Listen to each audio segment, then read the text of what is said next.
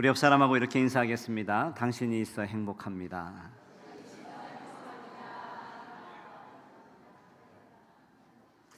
오늘은 감사라고 쓰고 은혜라고 읽는다라는 제목으로 말씀을 전하려고 합니다.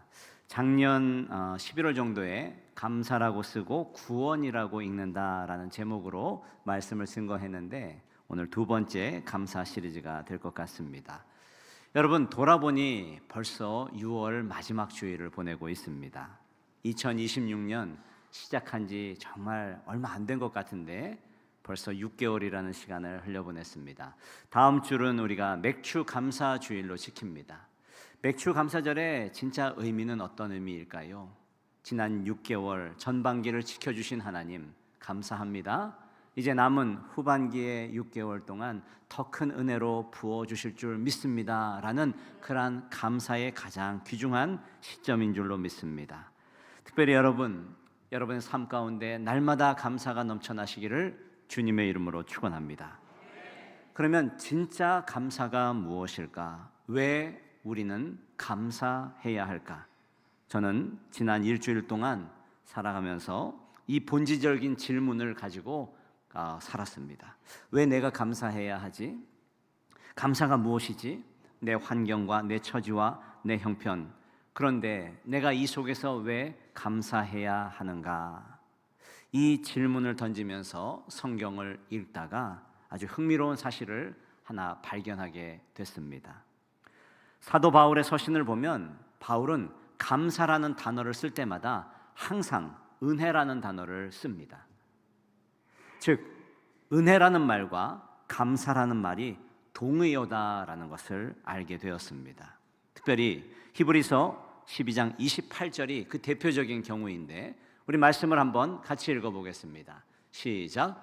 그러므로 우리가 흔들리지 않는 나라를 받았은즉 은혜를 받자 이로 말미암아 경건함과 두려움으로 하나님을 기쁘시게 섬길지니라고 했습니다. 제가 쓰는 성경에는 은혜를 받자라고 기록이 되어 있는데 영어 성경이나 공동 번역에 보면 감사하자라고 번역이 된 것이 있습니다. 실례로 여러분들 주석에 보면은 이 부분이 감사하자라고 해석된다라고 적혀 있는 부분들이 있을 것입니다. 은혜라는 말과 감사라는 말이 같은 말이구나. 여러분, 은혜가 무슨 말입니까? 내 것이 아닌데 내게 주신 선물과도 같은 것. 일방적으로 주어지는 하늘의 선물이 바로 은혜입니다. 은혜를 받고 그 은혜가 무엇인지 가슴 깊이 깨달은 사람만이 감사할 수 있습니다. 우리는 본래 죄로 인해서 죽을 수밖에 없는 존재였습니다. 절망적인 존재들이었죠. 그러나 하나님께서 당신의 가장 소중한 독생자 예수 그리스도를 우리를 위하여 선물로 보내주셨습니다. 그 보혈의 공로로 우리가 죄사함을 받고 하나님의 자녀가 되었습니다. 할렐루야. 자, 이 엄청난 은혜를 받았는데 어찌 감사하지 않을 수 있겠습니까? 오늘 우리가 드리는 이 예배는 이 감사와 감격에서부터 시작되어야 합니다. 그래서 주님은 우리에게 감사하라라고 명령을 하는 겁니다. 감사하던지 말던지가 아니라, 감사할 수도 있고 아니던지가 아니라 감사하라. 아무것도 염려하지 말고 모든 일에 기도와 간구로 너희 구할 것을 감사함으로 하나님께 아뢰라. 할렐루야. 여러분, 왜 이렇게 감사하라고 명령을 하고 계실까요? 성경을 보니까 놀라운 비밀이 있습니다. 누가복음 17장에 보면 나병 환자 10명이 고침을 받죠. 그 중에 돌아와서 한 명이 감사를 합니다. 그때 예수님이 육체의 치유를 넘어서 내 믿음이 너를 구원하였느니라 라고 하십니다. 영혼의 구원을 선물로 주시죠. 그런데 이 부분을 영어로 보니까 has made you well 이라고 써 있어요. 감사했더니 더 좋은 것을 주신다, 더 좋은 상태로 만들어 주신다 라는 의미입니다. 우리에게 감사하라고 명령하신 이유가 무엇일까? 우리에게 더 좋은 것으로 채워주시려고 하는 것이구나 라는 것을 알게 되었습니다. 다니엘이 사자굴에 들어가기 전에 죽음의 위기 앞에서 감사 기도를 드립니다. 그랬더니 하나님이 천사를 보내사 사자의 입을 막으시고 위기 한복판에서 그의 생명을 보존해 주셨습니다. 예수님이 물고기와 보리떡 2마리, 물고기 2마리와 보리떡 5개를 가지고 감사 기도를 드리신 후에 나누었을 때에 5,000명을 먹이고도 남은 빈들의 풍성함으로 채워 주셨습니다. 바울과 실라가 감옥에 갇혀 한밤중에 깨어나 기도하고 하나님을 찬송했습니다. 그 감사의 찬송이 울려 퍼질 때에 묶인 착고가 풀리고 옥문이 열리는 놀라운 일들을 경험하게 되었습니다. 사랑하는 여러분, 감사를 통해 여러분의 결박하는 모든 악한 것들이 풀리는 놀라운 역사가 일어나기를 주님의 이름으로 축원합니다. 자, 이처럼 감사는 우리의 척박한 삶에 기적을 낳는 기적의 통로, 은혜의 통로가 되었더라. 오늘 이 자리에 모인 모두가 이 은혜를 깨닫고 감사함으로 기적을 경험하고 오늘 나아가는 주님의 은혜가 있기를 주님의 이름으로 축원합니다. 자, 그렇다면 이 놀라운 감사의 능력을 어떻게 내 것으로 만들 수 있는가? 성경에 있는 이 놀라운 기적들이 어떻게 내 삶에 일어날 수 있는가? 3가지의 원리를 살펴보도록 하겠습니다.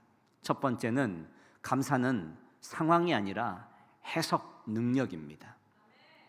오늘 본문 4절의 말씀을 한번 같이 읽어보겠습니다. 시작. 그리스도 예수 안에서 너희에게 주신 하나님의 은혜로 말미암아 내가 너희를 위하여 항상 하나님께 감사하노니. 아멘. 지금 사도 바울은 고린도 교회를 향하여 감사하고 있습니다. 당시 고린도는 그리스 남부에 위치한 항구 도시입니다. 전체 인구가 60만 명인데 시민은 20만 명 정도, 그리고 노예가 40만 명 정도 되는 로마 제국의 최고의 무역 도시입니다. 고린도에는 이 화려한 번영이 있었습니다. 그러나 그 번영 뒤에는 우상과 폭력과 음란과 음행의 도시가 있었습니다. 세상 사람들이 가장 상종하지 못할 타락한 자들에게 붙인 별명이 고린도에 사는 사람이라는 의미로 오늘 코린티아조마이라고 부릅니다. 코린티아조마이, 고린도에 사는 사람, 가장 타락하고 가장 음란한 사람, 자, 그런 사람의 별명이 바로 고린도 사람이라는 의미가 있었다라고 하는 것을 미루어 보건대 이 고린도가 얼마나 타락한 도시인가라는 것을 알 수 있습니다. 고대 시대 여신전이 있었다, 여신을 모시는 신전이 있었다라고 하는 것은 음란하다의 대명사가 됩니다. 모든 도시는 여신을 모시는 신전이 1-2개 정도는 다 있었습니다. 자, 그런데 이 고린도에는 여신전이 최소한 12개 이상이 있었다라고 하니 그 규모를 우리가 가히 짐작할 수 있습니다.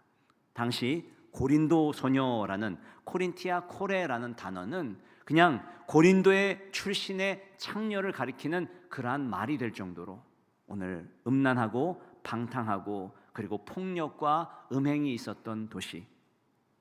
바울은 이 고린도에서 고린도 교회를 세우기 위해서 1년 6개월 동안 눈물과 두려움을 이기고 교회를 설립하게 됩니다. 데살로니가에서 2주 동안에 교회가 세워진 것에 비하면 고린도 교회에 얼마나 많은 정성과 기도와 눈물을 쏟았는지 알 수 있습니다. 바울이 고린도 교회를 떠나게 되죠. 그리고 3년 정도 지났을 때 에베소에서 머물면서 두란노 서원을 그렇게 하면서 말씀을 가르치고 있을 때 고린도 교회로부터 청천벽력 같은 소식들이 들려집니다. 분열과 타락의 소식들. 그래서 급하게 피눈물을 흘리면서 써내려간 서신이 바로 오늘 고린도 전서입니다. 고린도 교회에는 그러면 무슨 문제가 있었을까요? 첫 번째는 교회가 분열하고 싸우기 시작했습니다. 여러분 잘 알고 있듯이 나는 바울파다. 이게 무슨 말입니까? 나 개척 멤버야. 뭐 그런 의미입니다. 또 나는 아볼로파다. 그런 무식한 소리 하지 말어. 사람은 배워야 되고 우리 유식하게 배운 사람처럼 놀자라고 하는 의미입니다. 나는 개바파다. 무슨 말입니까? 나는 정통파야. 예수님의 수제자, 나는 베드로에게서 말씀을 배운 사람이야 라는 의미죠. 그래서 거기서 또 이렇게 얘기를 합니다. 나는 그리스도파다. 무슨 말입니까? 사람들끼리 그렇게 다툴 필요 없어. 우리는 오직 예수님만 바라보면 돼. 여러분, 그렇게 교회의 분열과 싸움이 있었습니다. 교회 내에 불륜이 있었고 근친 상간의 문제가 있었습니다. 교인들끼리 법적으로 소송하다가 안 되니까 세상의 법정에 소송하게 되었습니다. 이외에도 이혼의 문제, 우상 숭배의 문제, 재물의 문제, 성찬에 대한 문제. 고린도 교회는요, 이 땅의 교회가 가지고 있는 모든 문제를 다 가진 문제, 그런 교회였습니다. 도무지 감사의 조건이 눈을 씻고 찾아봐도 인간적으로 찾아볼 수 없는 그러한 교회, 망가진 교회. 그런데 오늘 바울이 뭐라고 선포하고 있습니까? 내가 너희를 위하여 항상 하나님께 감사하노라. 할렐루야. 여러분, 어떻게 이것이 가능합니까? 상황이 좋아서가 아니에요. 문제를 바라보는 영적인 해석이 달라지니까 감사가 나오더라라는 것이죠. 믿음이 무엇입니까? 우리 생각이 하나님의 생각으로 바뀌는 것. 어느 시골에 농사를 지으시는 목사님이 글을 적으셨는데 거기에 이런 글이 있습니다. 무더운 여름날 밭에서 땀을 흘리며 끝없이 자라는 잡초를 뽑고 있었습니다. 짜증이 밀려오고 원망이 터지는 그 순간 이렇게 기도했습니다. 하나님, 이 잡초들이 메뚜기처럼 이리저리 뛰어다니지 않고 얌전하게 그 자리에 딱 박혀서 제가 뽑게 좋게 해주시니 감사합니다. 할렐루야.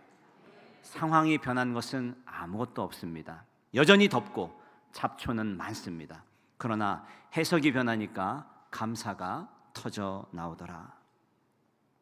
예수 믿는 사람이나 안 믿는 사람이나 인생에 당하는 고난의 크기는 비슷합니다. 햇빛과 비는 의인과 악인에게 동일하게 내리기 때문입니다. 그러나 그리스도인들이 강력한 이유는 바로 고난을 유익으로 해석하는 능력이 있기 때문입니다. 사단의 도전과 시험을 내 삶에 더 깊은 축복으로 이끄는 하나님의 지름으로 해석해버리면 세상은 우리를 감당할 수 없을 것입니다. 바라고 원하는 것은 저와 여러분들이 그런 삶을 살아가시기를 주님의 이름으로 축원합니다. 1991년 일본 아모리현에 역사적인 대태풍이 몰아닥칩니다. 사과의 농사 짓는 사과가 90% 이상 다 떨어져서 완전히 망했습니다. 모든 농부들이 망연자실하고 주저앉아 있을 때에 한 농부가 오늘 가지에 매달려 있는 10%의 사과를 보면서 감사했습니다. 그리고 초강력 태풍 속에서도 떨어지지 않는 사과, 절대 떨어지지 않는 합격 사과라는 그런 기가 막힌 해석을 입힙니다. 이 사과를 입시생들에게 일반 사과의 10배 정도의 가격으로 판매하여 오히려 이전보다 더 많은 수익을 얻게 되었습니다. 이후 매년마다 합격 사과를 사기 위해서 사람들이 몰려들어 예약을 하지 않으면 사과의 맛도 볼 수 없는 그러한 문전성시를 이루게 되었습니다. 원망하고 좌절하는 사람은 열려있던 문조차 닫히게 됩니다.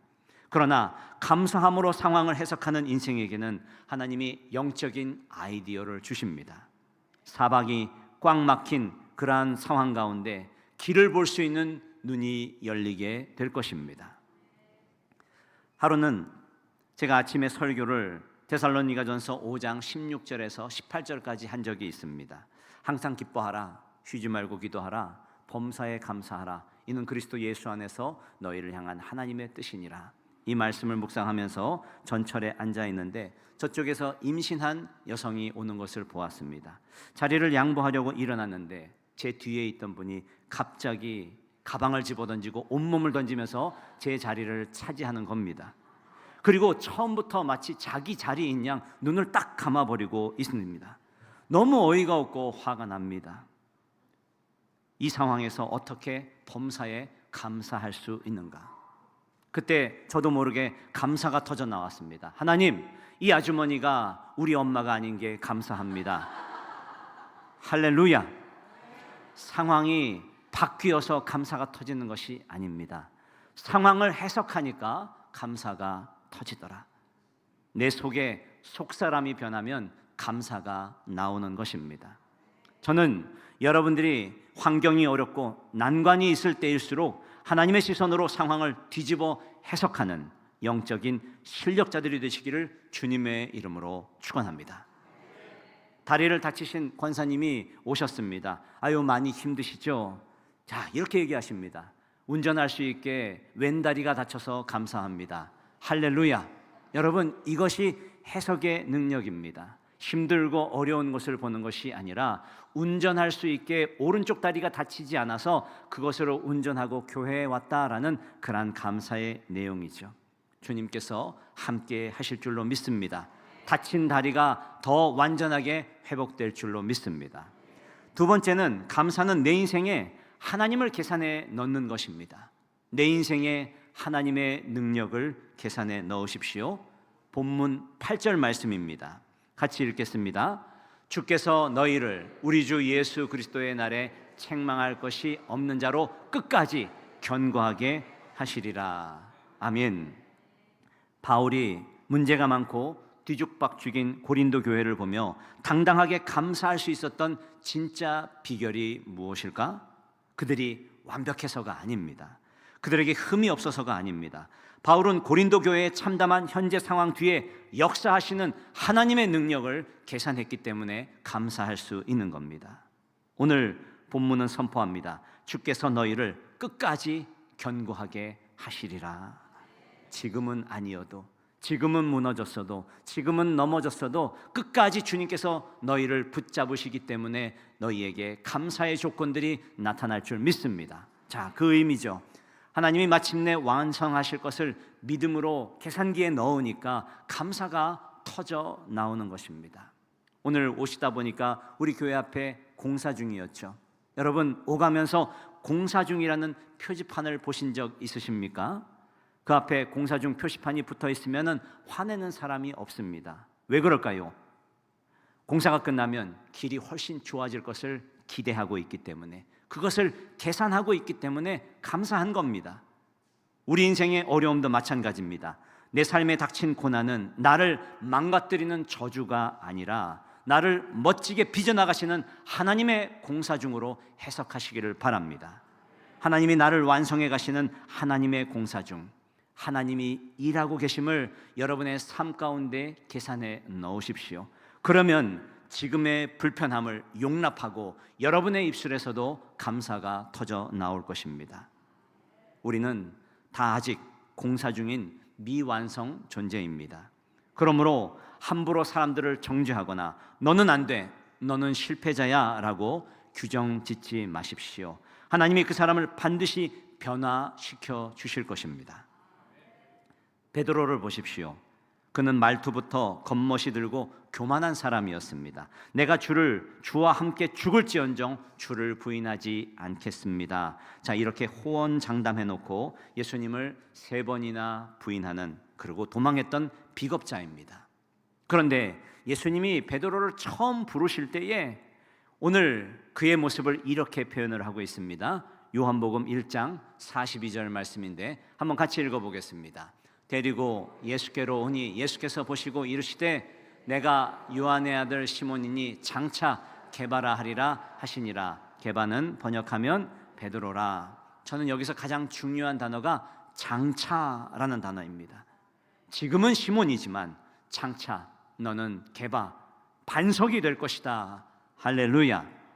내 인생에 주님이 함께 하시니까 지금은 흔들리지만 장차 영광스럽게 변화될 것입니다. 여러분, 이것이 하나님의 능력을 내 인생에 계산해 넣는 사람들, 즉 성도의 모습입니다. 지금 내 눈앞에 초라해 보이는 모습이 아니라 장차 하나님이 약속하신 변화될 미래의 모습을 계산해 놓고 감사하는 것. 여러분의 사업에, 여러분의 가정에, 여러분의 일터와 건강에 하나님의 능력을 계산해 넣으십시오. 불안과 두려움에 짓눌려 있던 인생이 장차 확신에 찬 감사의 인생으로 뒤바뀔 줄 믿습니다. 세 번째, 마지막으로 감사의 진짜 힘은 미리 감사에 있습니다. 여러분, 감사의 진정한 하이라이트는 모든 문제가 다 해결된 다음에 하는 것이 아닙니다. 아직 아무것도 보이지 않지만 하나님을 신뢰하고 먼저 던지는 미리 감사, 여러분, 이것이 진짜 능력입니다. 구약의 엘리야를 보십시오. 3년 6개월 동안 비 한 방울 오지 않는 가뭄에 이제 비를 달라고 하나님 앞에 기도합니다. 갈멜산 꼭대기에 올라가 무릎 사이에 얼굴을 묻고 기도합니다. 한참을 기도하더니 이렇게 사환에게 묻습니다. 올라가 바다 쪽에 먹구름이 오는지 봐라. 사환이 올라가 보았지만 아무것도 보이지 않습니다. 또 한참을 기도하더니 올라가 다시 먹구름이 오는지 보고 와라. 사환이 바로 와서 얘기합니다. 아무것도 보이지 않습니다. 자, 이렇게 한참을 기도하면서 다시 묻기를 7번. 사환이 마지막에 저 멀리 사람의 손바닥만한 작은 흰 구름이 올라왔습니다. 자, 그러자 엘리야는 그 말을 듣자마자 하나님이 응답하셨다라는 것을 확신하고 벌떡 일어나 아합 왕에게로 달려갑니다. 먹구름이 몰려오는 것도 아니고 멀리 손바닥만한 하얀 조그만 구름이 보였는데 오늘 하나님께서 응답하실 것이라는 확신이 그 가운데 있었습니다. 그래서 열왕기상 18장 44절에 이렇게 고백을 하고 있는 겁니다. 같이 읽겠습니다. 7번째 이르러서는 그가 말하되 바다에서 사람의 손바닥만한 작은 구름이 일어나나이다. 이르되 올라가 아합에게 말하기를 비에 막히지 아니하도록 마차를 갖추고 내려가소서 하라 하니라. 아멘. 무슨 말입니까? 큰 비가 올 거니까 물에 떠내려가지 않도록 미리 앞서 가소서라는 말이죠. 작은 손바닥만한 구름이 피어오를 때에 하나님이 행하실 결론을 100% 신뢰하니까 손바닥만한 가능성 뒤에 숨어 계신 하나님의 거대한 축복을 볼 수 있는 눈이 열리는 것입니다. 사랑하는 여러분, 오늘 미리 감사함으로 믿음의 질주를 시작할 때에 3년 6개월 동안 가뭄으로 해결하는 그 큰 어려움이 여러분, 큰 비가 여러분의 인생에 쏟아지는 귀한 인생이 되시기를 주님의 이름으로 축원합니다.